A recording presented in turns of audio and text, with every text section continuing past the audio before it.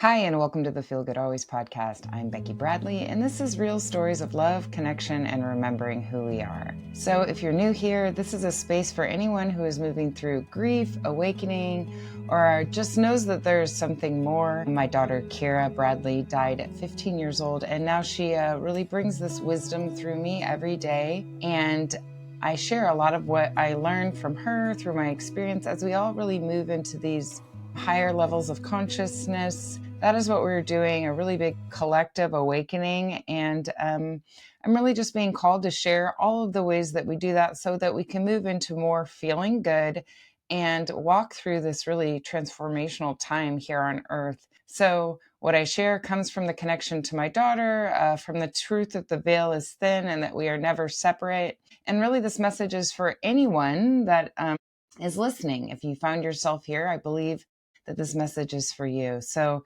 today we're going to talk about finding replenishment after a stressful period of time. So this episode is airing right before Christmas. This message is really for any time though, not just around Christmas time, because as I know all too well, and I know many of you, stress can come in all kinds of forms. It could be something that's happening at work, something that's happening in your family, just a overwhelming feeling like there's too much going on.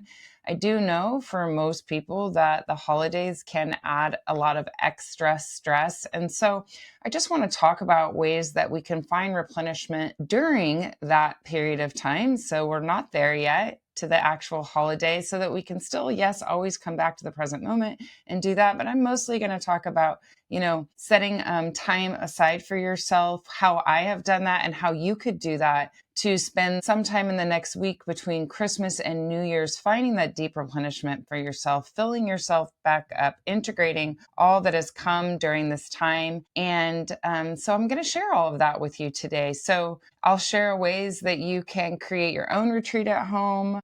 Doing this helps us stay calm and integrate all that is coming of time. So right now we are coming into the holidays. We're really right smack dab in the middle of them. This episode is airing several days before Christmas. And so I felt like this would be a really good time to share what I have done to help myself find peace from that period between Christmas and New Year's, and to also tell you how I've done this many times so that I could offer this to you. So if you're listening to this now, that you could maybe plan to do something like this for yourself. I'm really feeling called to share that. It doesn't matter, again, what time you are listening, any time of the year. This is always something that you can do. I have done it all the time, all year long. I will do these really like taking almost like a silent retreat at home. So I'm going to be sharing ways you can create your own retreat at home during the coming week. Just really helps us stay calm and integrate all that has already happened, all that is coming in the present moment, and really all that's coming. So again, I just want to say that if you're listening to this before the holidays, I please remember that all the expectations are all really just made up by us humans. And so really listen to yourself. I will continue to ask you to listen to yourself. What feels good. Remember that we do get to choose what we're doing. We kind of create what we're doing. And yes, sometimes things are hard, but only temporary. And I hope you have a wonderful, joyful holiday. But if it is not wonderful and joyful, I understand. And just that I hope you take care of yourself, and that we really can continue to choose how much we give and how much we participate. And if you didn't do that as much as you would like to these holidays, you can always do this yet next year. So even if I've had the most amazing time during the holidays, often I would spend that time between Christmas and New Year's reflecting on the past year, and then also looking forward to the next year and really what I saw that went well and what I saw that I would like to call in more of. This is really how I called in a lot of my life, really a lot of the tools that I had. Like I remember one year it was like read more books or read 52 books or something. And I kept track of that. Hike 52 times. And I kept track of that. Connection with other people was always one of my goals. And I would really just make sure to be super intentional that I was connecting with the people that I cared about. And Another thing would be like, go spend a week doing some kind of intentional work, whether it was a retreat or maybe a yoga teacher training, that I would spend time doing that. So I would really set these things. And that is how, by the time my daughter Kira died, I did have a lot of tools in place because I was really intentional. So I invite you during this time period to look at your life and what you want to call in. Even if it's spending time writing down, making a list of, things that are important to you. I would separate those things out by like my health, my family, spiritual life. And those things are not separate. They all mix together. But, under spiritual life, it would have been like yoga or, more meditation. I would list the things that I wanted to call in and try to kind of find balance in all of these areas of my life. Everybody has things that they want to call in. Maybe you want to be more creative, and I would spend time looking at and writing out what I wanted. And I do that every year. And I go back throughout the year, month by month. I do stay present, though. I want to remind you again, like, I see a lot of people right now looking forward to 2026. And I invite you to don't look forward for peace. Find it here in this moment. A lot of times we're like, oh my gosh, let's be done with this year, or let's be done with this so we can move into something else. I just invite you to come back to the present moment and not look forward into the year in the sense of like, I will find peace once I get there. We can look forward to call in what we want in the following year, but not to like displace ourselves from the present moment, because we're here, right now. And we're always right here, right now. Eventually it will be 2026 and we'll be looking forward to the next year. So let's just stay here in the moment. What is here and what would I like to call in? And can I be here in this moment? When you find yourself looking to some future moment where you're going to have peace, remember, it is always available to you now. Absolutely 100%. I promise you that peace is always available. And so I want to say that there is something special about this January time, this time between after Christmas, the beginning of January, because, it's been really dark. I know a lot of people have had a lot of heavy things going on, and I think that it gets really quiet between the Christmas and New Year's. A lot of people aren't working, kids aren't in school, and that maybe it will make it more accessible for you. If it's not the time, you will know when the time is for you. The world seems to take a natural pause during this time, and it hasn't fully sped back up. And so it's a good time to take a space to listen before you set that direction for the year, before you set your goals, that you take time for yourself. Like I said, a lot of those practices that I live by, they don't come by planning or resolutions. They really came from moments like I'm going to describe, like really quiet moments to listen to what my team, my soul, Kira, what they're saying. And I do this every day, but really being intentional about grounding and spending that time. I think inviting all of you to, that's what I'm being called to share with you. So, we can ask while we're sitting quietly, what should I do next? What should I invite in? You will hear the message. So there's two different kinds of ways that I'm going to share this with you. I want to remind you that this can look any way. You will listen to yourself. So if you're someone that meditates every day, has done full day meditations. Most people probably have not, but if you have, I know there's people out there that their week between Christmas and January, there are people in the Buddhist tradition that I follow that spend that entire week in silence every year. Every single year, they spend from Christmas to New Year's in silence. How beautiful is that? I personally am not at a point where I could spend a week in silence, maybe someday. So each person starts where they're at. I can spend a day in silence, but there was a time in my life where there's no way I could have done that. So each one of you are going to have to figure out where you fit in the things that I offered to you. But I really want to invite you to listen to what I'm saying and find some time, if it can't be in the next week, at some point, set an intention to do what I'm talking about, which is create space for yourself, either a half day or a full day, to fully be quiet. And here are the ways that that can look. So the first way, now I started doing this maybe 10 years ago. I started in a yoga retreat. We did like a half-day silent retreat. And what that looked like was not talking to other people. I journaled, I practiced some yoga, I walked outside. So we were at a park.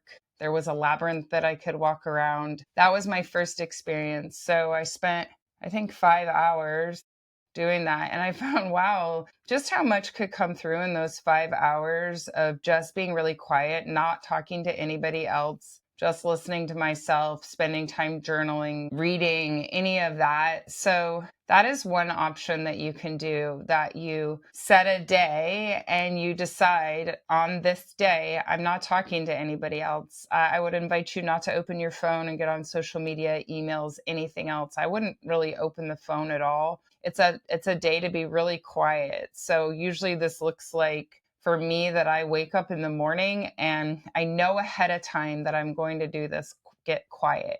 So my family knows ahead of time. My friends that might worry about me, that usually message me, they know ahead of time. I wake up and I have a kind of a schedule of what I'm going to do. And so it's something that is planned, this space, this intentional space for me. And so you would do that. You would plan the time. It can literally be anything that fills you up. It can be art. It can be journaling. It could be sitting in meditation, sitting outside, watching the birds, going for a walk.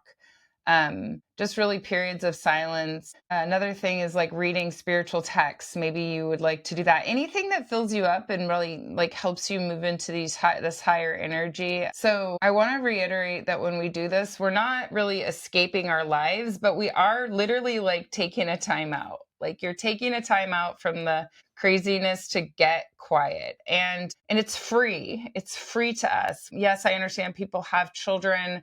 We have things going on, but I really do believe if you want to make it happen, you can. And so those are some examples. I think that if you're listening, you probably know things. Make yourself a list of things that you could do. Set it up ahead of time. The night before, you of course can eat, but you eat mindfully. You don't eat staring at your phone. And then you go outside, you sit outside, you journal, you listen to the birds, you read your book, you do a craft. Maybe you get in your car and you drive to the park, but I wouldn't be on my phone. You could listen to music if that's good for you. So that is one way that you can do this intentional retreat. You can choose if it's 4 hours or if it's all day long. I promise you that after this time, to do anything you want with this time, you will be able to integrate, hear what you need to hear, and really call in a little more peace, especially after a stressful time like Christmas or any stressful time. When my daughter Maddie was in the hospital, I definitely spent this time right after. I knew I needed to give myself time. When I start feeling like a little bit of overwhelm, I know I need more time. And I honestly do what I'm describing to you many days of my life. And once I integrated that, when I could do more. So that's the first option I'm going to tell you. The second option of a silent retreat is more traditional. It is from a traditional Buddhist Vipassana silent retreat, which I had attended a couple of those. And eventually I wanted more of it on my own time. So I did it at home by myself. And after Kira died, this is something that I did. I needed to sit quietly. I'm telling you, I was in a lot of pain. I was feeling my own heart breaking. It was so important for me to get quiet like that. And I was hearing that I needed to do it. And the way that these meditations look, these silent retreats at home, it's like I said, there are people in this Buddhist meditation that do silent retreats at home. They do them for 7 days, 10 days, where they're not talking to other people, where they are really just being super intentional, not journaling or drawing or any of the things I was talking about. When you do this kind of meditation, you set a schedule, like a really basic schedule that I followed, like for a half a day. And what that looked like is wake up at 8 o'clock in the morning, for 15 minutes, have coffee or tea, and then start at 8:15, start meditating 8:15 to 8:45, a 30-minute meditation. And then you do a walking meditation for 20 minutes. In that walking meditation, you are literally walking from one point to the other point. I marked out 20 feet or 20 paces, and I'd walk from one point and turn and walk back, because in the meditation, you're literally being as present as possible, step, step. I'm not thinking, or I'm trying not to. I'm observing my thoughts and not getting caught up in them. So we would do that for 20 minutes, and then you'd come back and do another 30-minute sit where you sit. And when you're sitting and meditating, you're watching the breath, you're watching your own thinking, and then going back to do another 20 minutes of that walking meditation, and kind of going back and forth between the two of those. And somewhere in the middle, I included a Dharma talk, which in the Buddhist tradition, usually you sit for 30 minutes and then you have a Dharma talk afterwards where they're talking about, really it's spiritual principles if you're not Buddhist, but somewhere in that silent retreat, I would usually listen to a Dharma talk, and those are super easy to find on YouTube. Glenn Fronsdale is one of the people that I would listen to. I would listen to his 30-minute guided meditation. He only guides in the very beginning, and then most of it's just silent. And then his talk on, the talk could be on impermanence. It could be on any topic. So that is included in the silent retreat that I did at home. And it's just a really great way to get quiet. I know that for many people, that's a lot. That's a big move. And maybe you want to just create your own and go experience a silent retreat. They hold a lot of those locally in different Buddhist groups. They call them day-longs, where you can go during the day, and they're really great to do. I did several of those first before I started doing them at home. So I just want to reiterate that these are just things that are accessible to us at any time. Okay.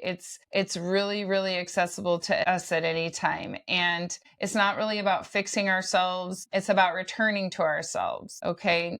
That we are listening to what we need and coming out of a time where there's a lot of pushing. It's about being present after we're coming out of a time where there's feeling like there's a lot of pressure. So when you do this, I invite you to, instead of asking what you can accomplish in the coming year, just ask what do I need to feed myself, to be here, to walk through this experience that we're all having collectively together. What do I need? Because it might not be what you think. And so I invite you to choose a practice. And after that quiet practice that you do, then you can do some journaling and some reflection. Just remember that this that I'm talking about, once you do it, even if you're just doing it in an hour in the morning, if that's all you can do for the next 5 days after the holiday is just an hour in the morning, that's amazing too. Just remember, you don't have to earn replenishment.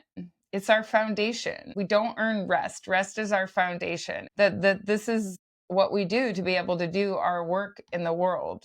So thank you so much for listening. I appreciate all of you. I love all of you. If you haven't followed the podcast, please do that now. You can follow it or subscribe. And if you haven't left a review, please do that also. I hope you enjoy your quiet time, and thank you. Tune in next time.